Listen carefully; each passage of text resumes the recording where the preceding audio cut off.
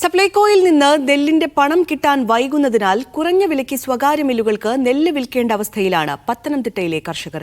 സപ്ലൈകോയ്ക്ക് നെല്ല് വിറ്റ വകയിൽ 30 കോടി രൂപയാണ് കർഷകർക്ക് കിട്ടാനുള്ളത്. പത്തനംതിട്ടയിലെ 5 താലൂക്കുകളിൽ നിന്നായി രജിസ്റ്റർ ചെയ്ത 2163 കർഷകരിൽ നിന്ന് 10,034 ടൺ നെല്ലാണ് സപ്ലൈകോ സംഭരിച്ചത്. എന്നാൽ നെല്ലിന് പലർക്കും പണം ലഭിച്ചില്ല. 30 കോടി രൂപയിലധികമാണ് സപ്ലൈകോ നൽകാനുള്ളത്. പണം വൈകുന്നതോടെ കുറഞ്ഞ വിലയ്ക്ക് സ്വകാര്യ മില്ലുകാർക്ക് വിൽക്കേണ്ട അവസ്ഥയാണ് കർഷകർക്ക്.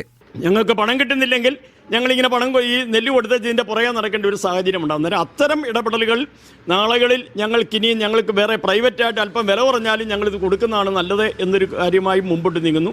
സപ്ലൈകോയിൽ നിന്ന് പണം ലഭിക്കാൻ വൈകുന്നതിനാൽ വായ്പ എടുത്തും സ്വർണം പണയം വെച്ചും കൃഷി ഇറക്കിയ പലരും കടക്കണിയിലായി. മീഡിയ 1 പത്തനംതിട്ട.